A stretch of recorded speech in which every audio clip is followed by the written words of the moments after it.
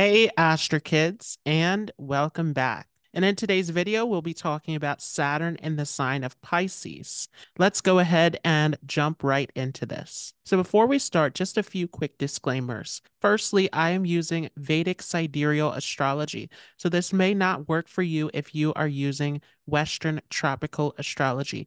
Make sure that you have the correct information. It's also important to understand that aspects and conjunctions will definitely make a difference in how Saturn will behave in your chart. Another thing to understand is the house placement of Saturn. So I've done a whole series on Saturn through the 12 houses. If you have not seen that yet, make sure to check that out.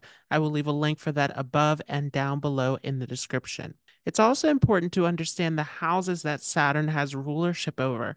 So make sure you check out to see where is Capricorn and Aquarius in your chart. Saturn will definitely have an influence over those houses as well. Along with this, you can see what is the Karaka for Saturn. So, coming from the Gemini system of astrology, what is the Char Karaka of Saturn? It will also indicate what that Karaka is about as well. Another concept to understand is the activation of Saturn. So, there are certain moments in our lives when Saturn becomes more active in our charts.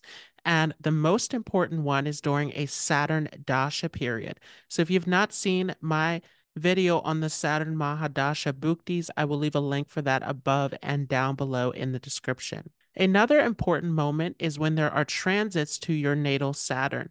So when there are planets going over Saturn, this will also bring about an impact of Saturn in your life as well. Another important moment is during a Sati Sati. This is when transiting Saturn is 12th, 1st, or 2nd to your natal moon. So I've done a whole video on the Sati Sati period. If you have not seen that, make sure to check that out. I will leave a link for that above and down below in the description. There are also important ages of maturity for Saturn. So Saturn will return back to its position in your natal chart every 29 years. And in particular, the first 29th year is going to show some of the karmas coming back to you. So this is really going to indicate what are those karmic lessons, what are those obstacles that need to be faced in life. This becomes extremely important. Also, at the age of 36, Saturn will reach its maturity. So generally speaking, from 35 up into the 40s and 50s is where Saturn really starts to improve in our lives. This is where we understand how to apply the correct karmic actions to Saturn in our charts. It's also important to consider some additional karmas that may have tagged along with Saturn in your natal chart. So, a retrograde is going to indicate that there are some additional karmas that are being paid off in this life. And it may be that someone else is paying off karmas to you from past life experience, or that you are actually doing this through your actions. The combustion will indicate that there will also be some difficulties in expressing some of the qualities of Saturn. And this is particularly true for the houses that are ruled by Saturn. So, again, you want to understand those houses that are ruled over by Capricorn and Aquarius. Another important concept is the drishti of Saturn, the aspect. So Saturn will always give a third aspect, and that is where there's the most difficulty and challenge in our lives, where we have to apply a lot of effort and persistence in that area. Every planet is going to give a seventh aspect from itself, which reflects its qualities into the opposite house. And for Saturn, it's always going to be about what we are binded to, because Saturn gets Digbala in the seventh house, which is about relationships, about business contracts and dealings. The 10th aspect of Saturn shows the final result of Saturn. That is where we really have to put our actions forward in life, where our karmas will fully manifest in that 10th place from Saturn. And of course, I've talked about these aspects in my Saturn series through houses. So again, if you have not seen that, make sure to check that out. The link is above and down below. Another concept is to see Saturn from its home sign. In particular, you really want to see it from Aquarius, because that is the office sign. That is the most powerful position of Saturn. But you can also see, where has Saturn gone from Capricorn's position as well. So the next important thing to consider is, how do you interpret Saturn in your chart? Now, many of you are familiar with your birth chart, your D1 Rashi. So that is very important to see for the strength of Saturn in your chart and the results that it will give. But it's also important to see Saturn in the D9 and the D60 chart to really get a full understanding of how Saturn will behave in your chart. In particular, the D9 Navamsa will show how Saturn will mature in your life and how it will show up in married life or late in life with Saturn's position as well. The D60 is going to give the final say, though, in terms of how Saturn will behave for your chart. Another thing that you may want to consider is the D10 Dasamsha chart, which is all about career, the public, how you show up, how you perform, your karma, your actions in life. And this is related to Saturn because Saturn is all about hard work, how we apply our efforts. So let's talk about some remedial measures that are related to Saturn then. One of the most important remedial measures for Saturn is always going to be about service, about giving to those in need. In particular, Saturn represents the underprivileged, represents the older people, represents the sick. So the more that you are willing to help, to give, to make sacrifices for those in need, this is definitely going to help to improve Saturn in your life. Another important remedy is to always remain ethical and humble in your actions. It's important to be patient, to be tolerant with others, to have that sense of humility becomes extremely important for Saturn in your life as well. Another important quality of Saturn to incorporate is sacrifice. So, this can be a great remedy as well if you are doing fasting, if you are giving up something that you enjoy for some time. This can definitely help with Saturn's influence as well. Another interesting remedy of Saturn is to clean your bathroom because the bathroom is related to Saturn. So you don't want any kind of stagnant water in your bathroom, and you want to make sure that that area is clean. This will definitely help to improve Saturn in your life also. Another interesting remedy of Saturn that can be applied is to feed crows because Saturn naturally is connected with cemeteries and crows. So let's talk about Saturn in the sign of Pisces. And in order to do this, we really have to understand what does Saturn represent and what does Pisces represent and what happens when Saturn is in the sign of Pisces. So Saturn is a planet that shows maturity.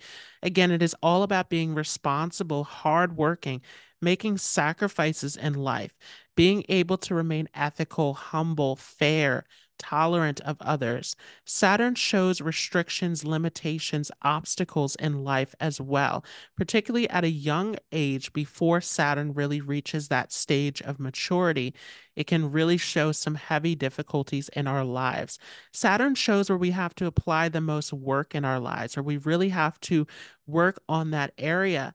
To put effort and persistence into that area becomes extremely important. Saturn represents discipline, organizational skills. Saturn shows us the reality of this life, it removes the illusions of life. And so Saturn also can indicate a sense of pessimism or realism as well.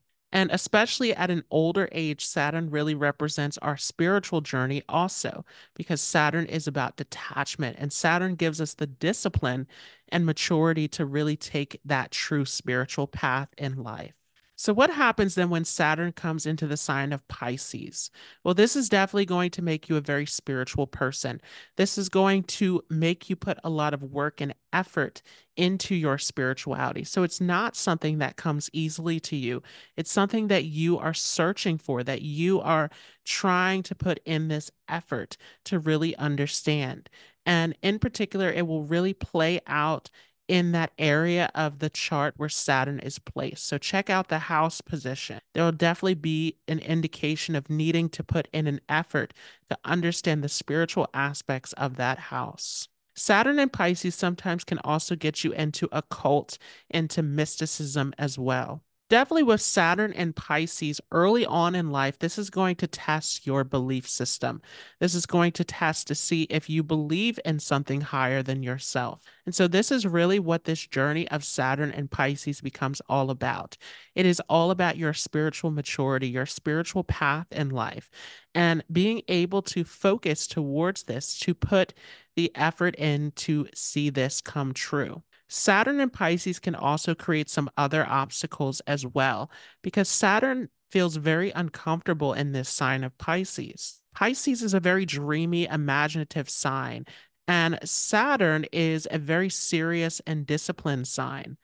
So definitely Saturn feels out of place in this sign of Pisces. It feels that it doesn't really have the correct tools to do what it needs to do. And sometimes this can create a sense of putting things off or procrastinating as well. It can kind of create this sense of dreaminess around dealing with practical concerns. Another thing that this can do is because Saturn represents fear, anxiety, obstacles in life, and Pisces naturally is connected with the 12th house, with the subconscious mind, is it can create some extra anxiety and fears in life. So sometimes there is a need to find coping mechanisms to really bring down that anxiety level, to bring down the fear in your life, to worry a little bit less about some of the situations of life. In particular, it can give worries around changes. It can give worries around things that are uncertain in your life, about big changes and decisions that need to be made in a practical way. One thing that Saturn and Pisces will definitely do, though, is it will give you a great deal of wisdom because Pisces is naturally the sign of deep spiritual philosophical wisdom, that inner knowing, that intuitive side of ourselves is seen through Pisces. And Saturn wants to show the reality of life. So through your experiences, you gain a great deal of wisdom and understanding.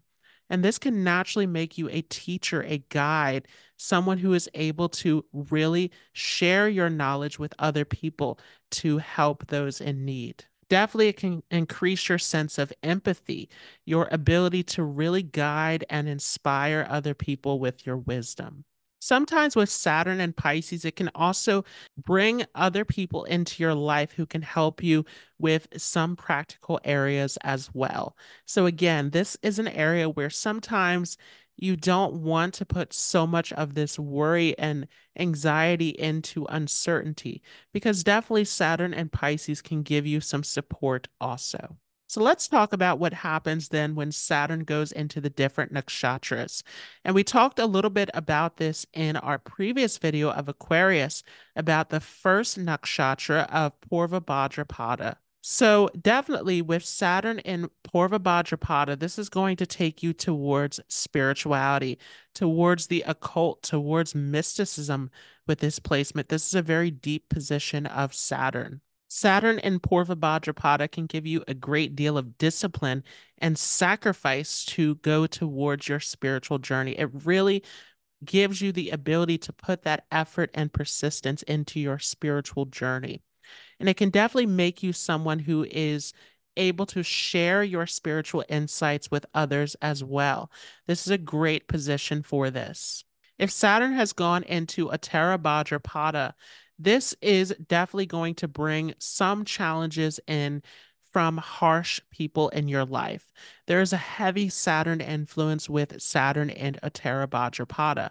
Although something that it will definitely give you is a great wealth of wisdom and experience through some of the lessons that you have gone through in life. And this can make you an excellent teacher or counselor for others as well, where you can share some of this deeper wisdom with others. For both of the Bhadrapadas, Purva Bhadrapada and Uttara Bhadrapada, there may be a theme of some duality in your life as well, because both of them are represented by a twin energy. So there may be people who are represented by Saturn in your life who have something about them that is dualistic, where they have one side of themselves and another completely different side of themselves that is very prominent. If Saturn goes into the Revati nakshatra, this is an extremely spiritual nakshatra. This is the final one that is all about enlightenment, that is all about finding that liberation, that moksha in life. And so, definitely, this is a position that can take you into deep spirituality, into spiritual enlightenment, into really trying to find that deeper meaning in life. Revati is also a nakshatra that is fond of music and arts. So, because Saturn is a very technical planet, it can also get you involved in artistic skills that involve that technical precision and skill level. So it could be playing an instrument, it could be any form of art that is very technical with this placement also. Another thing with this placement is like Ashwini, that Gandanta zone is all about healing. It is all about medicine.